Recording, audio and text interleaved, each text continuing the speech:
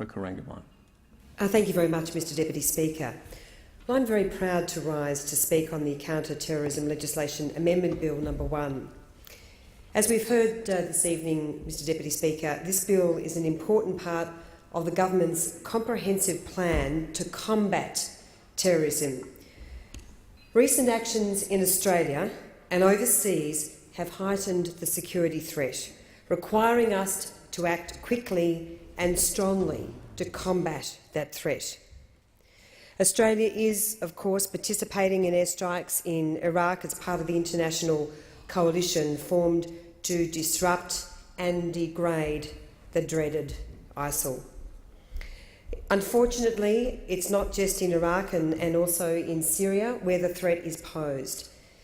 In Australia, we have seen some, I have to say, some very disturbing developments, particularly an incident in my home state of Victoria. These lone wolf attacks add a whole new dimension to fighting terrorism and, frankly, are frightening. Other lone wolf attacks around the world remind us just how easy it is to carry out an act of terrorism. As former UK Prime Minister Tony Blair said on the 19th of March back in 2003 when he opened a debate on the Iraq crisis in the House of Commons, the purpose of terrorism lies not just in the violent act itself, it is in producing terror. It sets out to inflame, to divide, to produce consequences which they then use to justify further terror. Mr Deputy Speaker, we cannot let the terrorists achieve their aims. As the honoured representatives of the people of this great country, it is incumbent upon all of us to leave no stone unturned in keeping people safe and ensuring people can go about their lives free of fear. Mr Deputy Speaker, we have witnessed some truly frightening events unfold in this country and abroad in recent times, and hence the need to act decisively and quickly. The hideous reality of terrorism, especially the lone wolf terrorism, was thrust onto the front pages of the newspapers around the world in May 2013, when UK soldier Lee Rigby was brutally and savagely murdered on the streets of London in broad daylight. And I think we'd have to agree that was one of the most horrific, distressing and shocking incidents that we have seen occur on any street, in any city, in any part of the world. As everyone in this House and those watching at home will no doubt vividly recall, there was a terrifying incident in Endeavour Hills in my home state of Victoria just a number of months ago. 18-year-old Newman Hyder was shot dead after he stabbed a Victoria police officer and an Australian Federal Police member. That really, I think, at a time when there was some debate about whether the government was overreacting, that really, Mr Deputy Speaker, brought home that we are dealing with a terrorist threat on our own doorstep. And I know my parliamentary colleagues here in Canberra, we feel it every day. And we particularly feel it after seeing what happened in Canada when 24-year-old soldier Nathan Cirillo was shot dead while standing guard at the nation's war memorial. The gunman, Michael Zehaf Bibal, then went on a rampage through Canada's parliament before being shot dead himself by a very heroic Sergeant-at-Arms, Ken Vickers. And I think, Mr Deputy Speaker, that brought home to all members of parliament and members and senators, and for the many hundreds of people who work here in Parliament House, the need to act quickly and to act decisively. And I'm very proud, and there's been so much bipartisanship in response to the increased terrorism threat. I'm very proud of how we as a parliament as a whole have responded to this, what I can only say is an increasing crisis. Prime Minister Tony Abbott told the Parliament on the 22nd of September this year that all that would be needed to conduct such an attack is a knife, a camera phone and a victim. And to quote the United States President Barack Obama from his 10th of December 2009 Nobel Lecture Address, "Terrorism has long been a tactic, but modern technology allows a few small men with outsized rage to murder innocents on a horrific scale." These types of incidents, both at home and abroad, Mr Deputy Speaker, remind us that we need to be vigilant and that the threat of terrorism can never be extinguished altogether. Terrorism strikes at the heart of everything we hold dear as a peace-loving nation. It is so important that we as a government, that we as a parliament representing this great nation, do everything we can to stop this abhorrent threat as best as we can in its tracks. Mr Deputy Speaker, we are determined to do everything within our power to keep Australians safe. I think it's fair to say that much of the recent concerns can be attributed to the rise of ISIL, that dreaded death cult.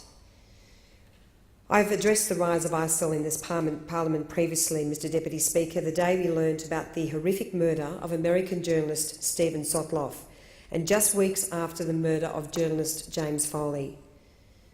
Unfortunately, Mr Sotloff and Mr Foley were among many who have been killed by ISIL fanatics in Iraq and Syria. And Mr Deputy Speaker, as a former journalist myself, I cannot begin to express the distress and the horror of what those men endured and what so many other men, women and children are enduring in Iraq and Syria. It is beyond comprehension. These men were just doing their job. They were there on the front line as journalists, telling the world what was going on, and it's actually very hard for me to talk about. I worked for as a journalist for many years, not in nearly a dangerous situation as that, but I just cannot rate those journalists highly enough in how they conduct themselves and what they do to share with the world the stories of horror that are going on in that part of the world. Mr Deputy Speaker, what we are seeing at the moment, and Amnesty International has warned that we are seeing ethnic cleansing on a historic scale. The situation can only be described as a nightmare. And I have to say, Mr Deputy Speaker, most of us have Facebook. I think there's some 10 million Facebook accounts in Australia, and I find it incredibly confronting that even on social media we see these absolutely horrific images which are posted with utter glee and abandon by the perpetrators of the most evil of crimes. Unspeakable evil, Mr Deputy Speaker. And I really do find it disgusting that these people claim to be an Islamic state. Nothing could be further from the truth. The vast majority of Muslims are peace-loving people who should not even remotely be linked with these murders, with these most evil of men and women.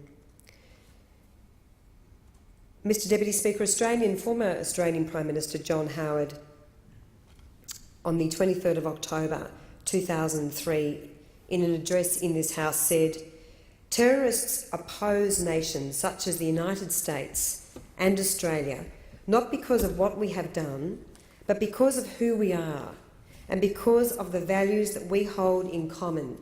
And that terrorism, and we should remind ourselves of this again and again, is as much the enemy of Islam as it is the enemy of Judaism or Christianity."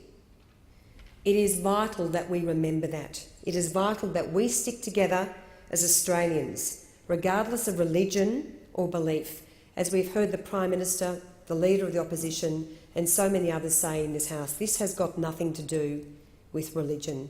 This has got to do with the most horrific extremism by a death cult that has no regard for human life or human dignity.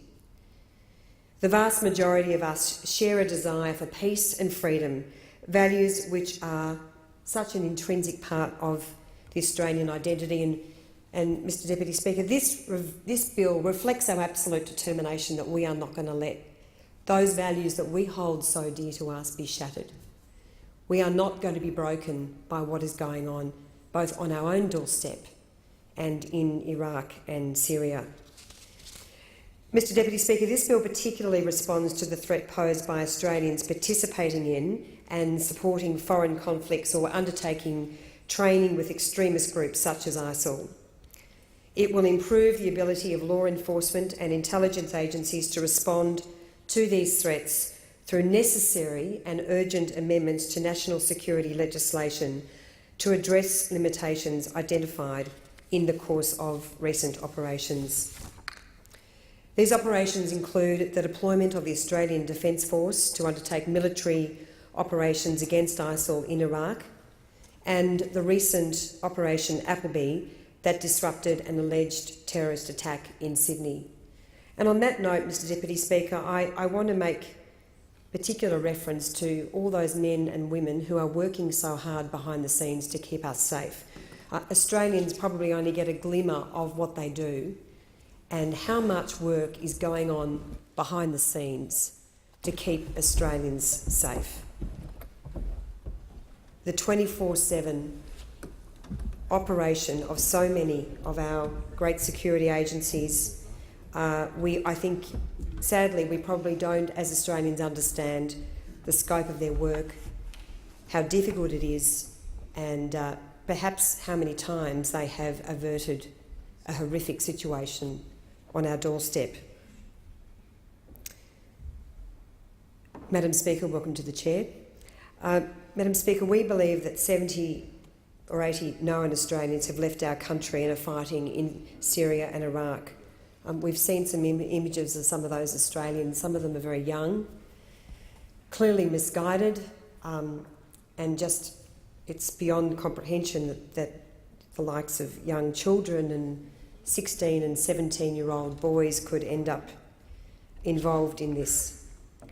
We do think, the government does think, that there are perhaps another 100 in Australia who are supporting, facilitating and funding this behaviour. Once they leave, they become radicalised, and that is a huge threat to our way of life. And of course, returning to our shores poses a huge threat to Australians here.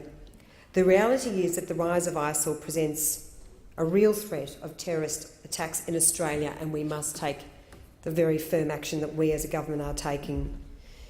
There is concern that Australians fighting with ISIL will learn the terrorist trade, will come back to Australia, and for all those reasons, Madam Speaker, I commend this bill to the House. It being 9 p.m, I propose the question the House to now adjourn.